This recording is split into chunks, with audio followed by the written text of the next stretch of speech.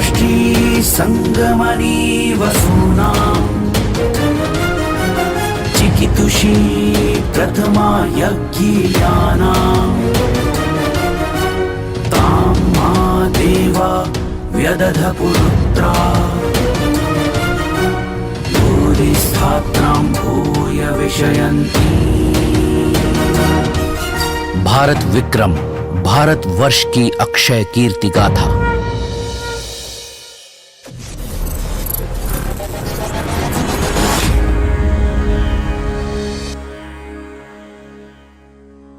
नमस्कार।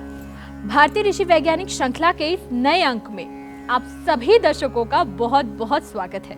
ज्योति, क्या आज हम उसी टॉपिक पर बात करेंगे जिसके बारे में हम कल बात कर रहे थे? हाँ, मैंने सोचा तो वही था, लेकिन अभी फिलहाल हम संजय जी से उनकी हवाई यात्रा के विषय में बात करते हैं। कैसी रही आपकी हवाई यात्रा? It was great.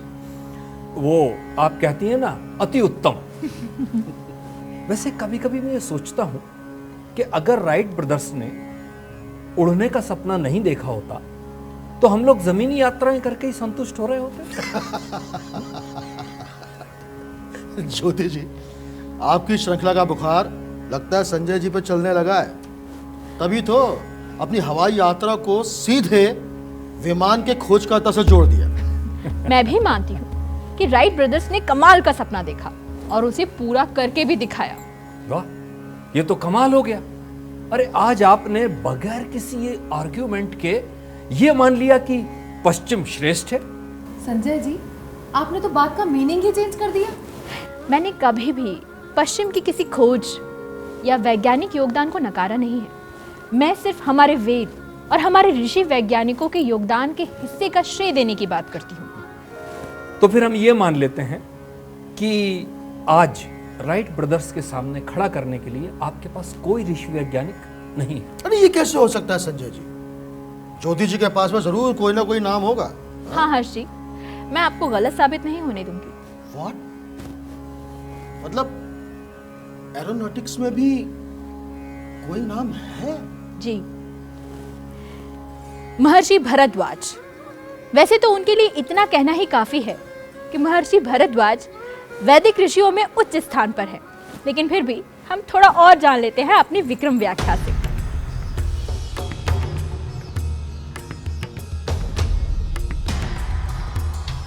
महर्षि भारद्वाज को बृहस्पति और ममता का पुत्र कहा जाता है। ये ऋग्वेद के छठे मंडल के दृष्टा ऋषि हैं। इस मंडल में महर्षि भारद्वाज के 735 मंत्र हैं। अथर्ववेद में भी इनके 23 मंत्र मिलते हैं। ऋक्तंत्र और ऐत्रेय ब्राह्मण में वर्णन आता है कि इन्होंने इंद्र से व्याकरण शास्त्र का अध्ययन किया और अनेक ऋषियों को व्याख्या सहित पढ़ाया। चरक ऋषि कहते हैं इन्होंने इंद्र से आयुर्वेद का ज्ञान लिया और इसका गहन अध्ययन कर आयुर्वेद संहिता लिखी। साथ ही महर्षि भृगु से धर्मशास्त्र का ज्ञान लेकर भरद्वाज स्मृति के रचनाकार बने। यंत्र सर्वस्व नामक ग्रंथ में विमान प्रकरण रचने वाले महर्षि भारद्वाज के विषय में महाभारत के शांति पर्व में स्पष्ट कहा गया है कि वे ही धनुर्विद्या और सैन्य विज्ञान के महान ग्रंथ धनुर्वेद को जानने वाले हैं। निर्मथ्य तद्वेदां बुद्धिं भरद्वाजो महामुनि नवनीतं समुद्रत्य यंत्र सर्वस्वरूपकम्।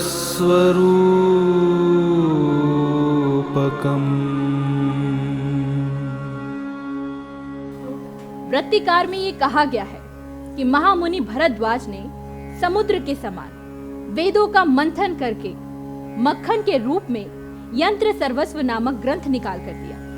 और आपकी जानकारी के लिए बता दूं कि यंत्र सर्वस्व का एक छोटा प्रकरण है विमान शास्त्र, जो आज के विज्ञान और वैज्ञानिकों के सामने खड़े होने के लिए काफी है। वेदों का मंथन करके यंत्र सर्वस्व निकला। मतलब वेदों में विमानों का वर्णन होगा। वेद यह वीणाम पदम अंतरिक्षेण पतताम वेदनावः समुद्र्यः तम ऊहथुः नौभिः आत्मन्वतीभिः अंतरिक्षपृथ्भिः अपउदकाभिः।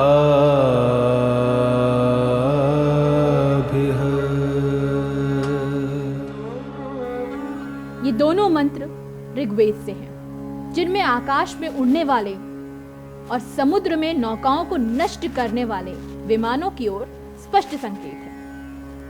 संजय जी, वेदों पर सवाल मत किया कीजिए, हार ही हाथ लगती है।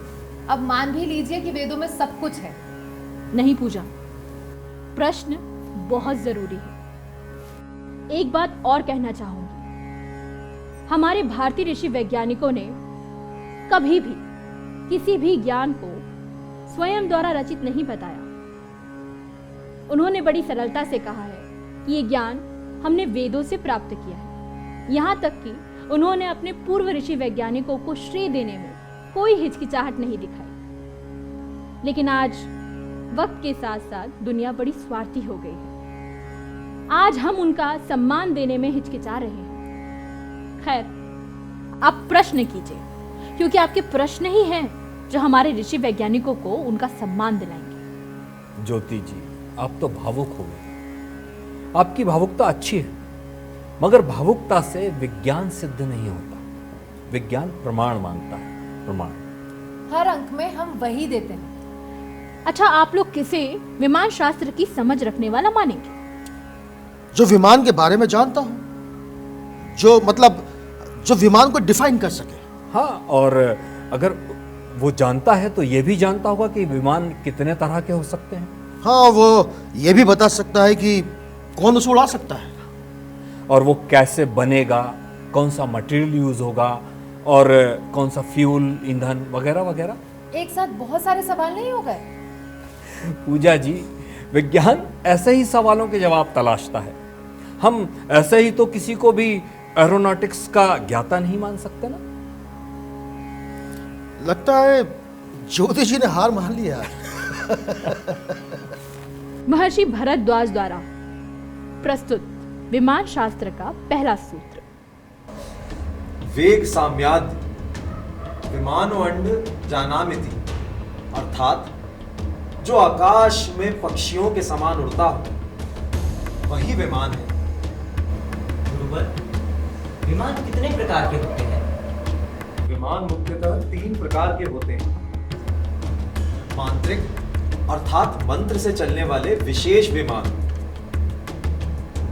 या तांत्रिक अर्थात तंत्र एवं औषधियों से चलने वाले विमान, एवं कृतक अर्थात यंत्र द्वारा संचालित विमान।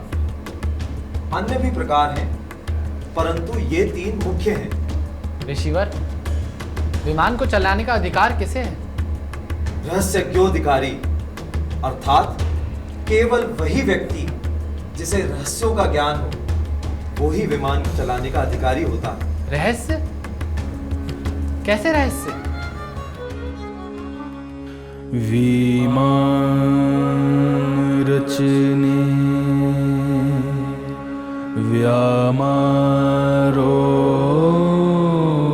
व्यामारोहणे चालने तथा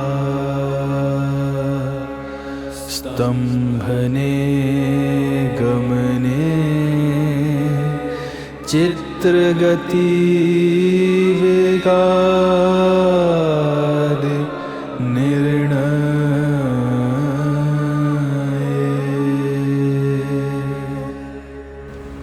विमान चालक को विमान बनाने, आकाश में ले जाने, आगे बढ़ाने, टेढ़ी मेढ़ी गति में चलाने या चक्कर लगाने, विमान की गति को कम या अधिक करने जैसे 32 रहस्यों का ज्ञान होना आवश्यक है।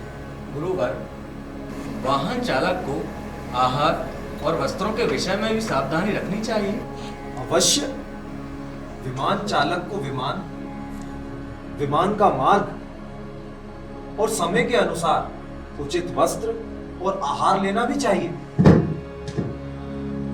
यंत्र प्रावरणीयो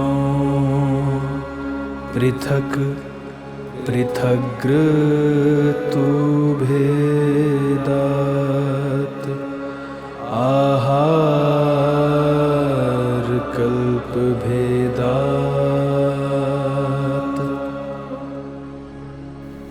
भारद्वाज जी ने यह भी बताया है कि एक पायलट को क्या पहनना चाहिए और क्या खाना चाहिए। अंत में जो सूत्र कहे हैं उनमें ये विस्तार से समझाया गया है कि विमान चालक को क्या आहार लेना चाहिए और कौन से वस्त्र पहनने चाहिए। तब तो विमान निर्माण से जुड़ा भी कोई सूत्र होगा। गुरुवर, एक जिज्ञासा है। कहो, क्या जानना है? विमान बनेगा कैसे? तुम्हारी जिज्ञासा सर्वोत्तम है, क्योंकि सर्वप्रथम तो एक विमान को बनाना होगा। विमान बनाने के 31 अंग कहे गए हैं। जिस प्रकार एक शरीर सभी अंगों से संपूर्ण होता है, उसी तरह विमान के 31 अंग यथास्थान पर स्थापित होते हैं, तभी एक विमान संपूर्ण होता है।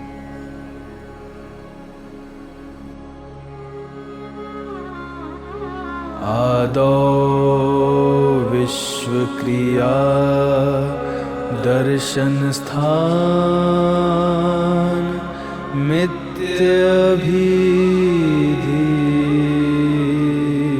मिथ्याभिधीयते शक्ति आकर्षण दर्पण स्थान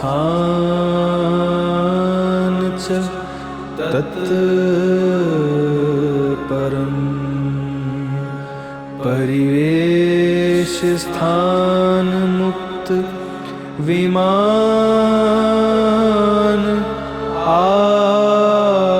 आवरणोपरि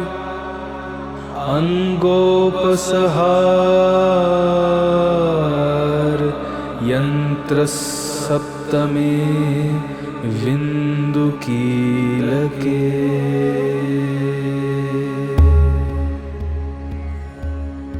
यंत्र सर्वस्व के विमान शास्त्र प्रकरण में सब कुछ है। विमान निर्माण, विमान के लिए ईंधन, विमान चलाने के लिए रास्ते, विमान चालक, उसके वस्त्र और उसके आहार के बारे में विस्तृत जानकारी दी गई है। और आप ये कह रही हैं कि ये यंत्र सर्वस्व का एक छोटा सा हिस्सा है। हाँ, यंत्र सर्वस्व में पता नहीं कितने सारे रहस्य छुपे होंगे, क्योंकि विमान शास्त्र में ऐसे कई सारे विमानों की बात की गई है जिन्हें अभी तक खोजा भी नहीं गया है और खोजा भी नहीं जाएगा, और कोई खोजेगा भी तो वो होगा राइट ब्रदर्स की तरह कोई। देखिए, मेरे पास कोई पक्का प्रमाण तो नहीं है, इसीलिए मैं नहीं कह रही थी कुछ भी। लेकिन कहा जाता है कि राइट ब्रदर्स के विमान बनाने से पहले ही हमारे देश में एक वैदिक विद्वान हुए जिन्होंने विमान बनाया भी और उड़ाया भी। तो आप बताइए ना, ये कहानी क्या है? कहा जाता है कि 1900 ईस्वी में राइट ब्रदर्स के विमान बनाने से पहले 1895 ईस्वी में मुंबई स्कूल ऑफ आर्ट्स के अध्यापक शिवकर बापूजी तलवड़े ने एक चालक रहित विमान बनाया और मुंबई चौपाटी पर उसका प्रदर्शन किया। कहते हैं कि विमान 1500 फुट तक उड़ा और अपने आप नीचे आ गया। मैंने भी एक घटना पढ़ी है जो ये बताती है कि राइट ब्रदर्स से पहले भी एक ऐसा प्रयास किया जा चुका है। सबसे बड़ी बात जो मैं इस बात से जोड़ना चाहती हूँ वो ये है कि ये विमान महर्षि भरद्वाज द्वारा वर्णित विमानों में से एक मरुत्सखा विमान पर आधारित है। अब सवाल ये है कि जब ऐसा प्रयास पहले हो चुका है तो फिर से ऐसा क्यों नहीं हो सकता? बिल्कुल हो सकता है। ऐसे कह देने भर से कुछ नहीं होता है।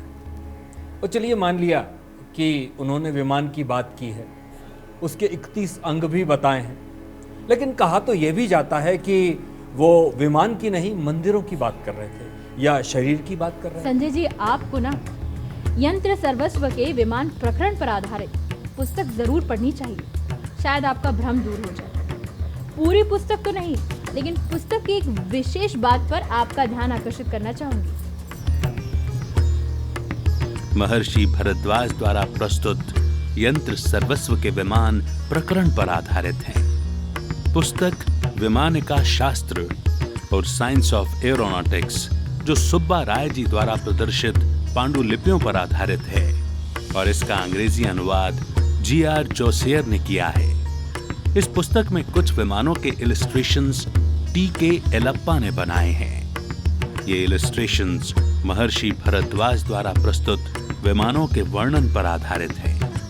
जैसे शकुन, सुंदर और रुक्म विमानों के ये इलस्ट्रेशंस देखकर स्पष्ट समझ में आता है कि महर्षि भरद्वाज का विमान शास्त्र एरोनॉटिक्स के क्षेत्र में कितना कुछ हमें पहले ही बता चुका था।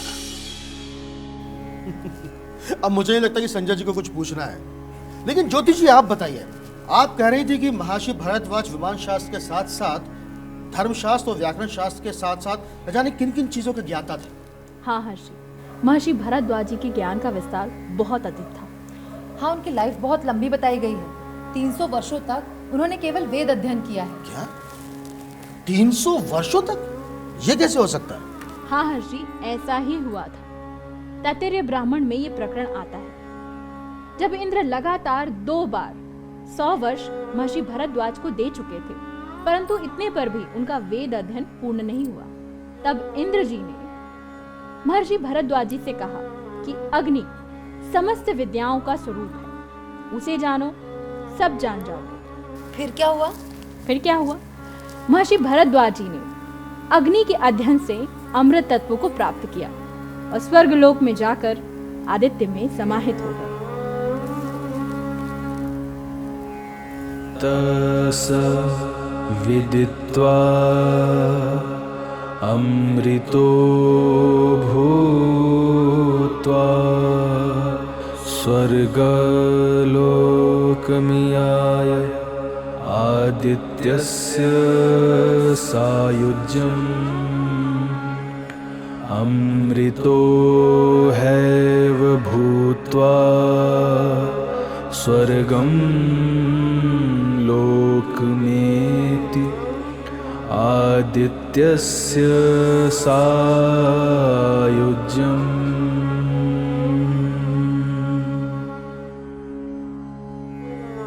आज हमने महर्षि भरद्वाज, उनके ज्ञान और विमान विज्ञान में उनके योगदान पर बात की। हमें यकीन है उनके विषय में जानकर आप आश्चर्य और गर्व से भर गए होंगे। अपनी प्रतिक्रियाएं अवश्य दीजिएगा। भारतीय ऋषि वैज्ञानिकों के ऐसे अद्भुत ज्ञान विज्ञान को जानने के लिए जुड़े रहिए भारत विक्रम से, और हर शनिवार शाम 6 बजे देखिए भारतीय ऋषि वैज्ञानिक श्रृंखला का एक नया अंक। नमस्कार।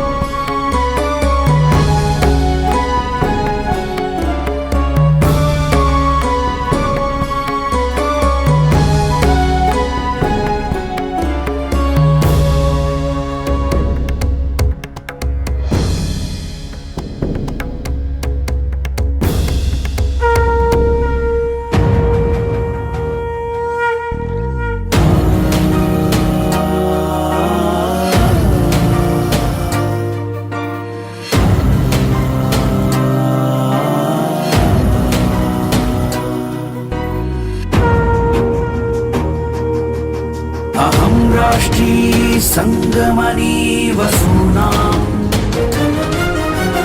चिकितुषी प्रथमा यज्ञियानां तां मा देवा व्यदध पुरुत्रा भूरिस्थात्रां भूय विषयन्ति। भारत विक्रम भारतवर्ष की अक्षय कीर्ति गाथा।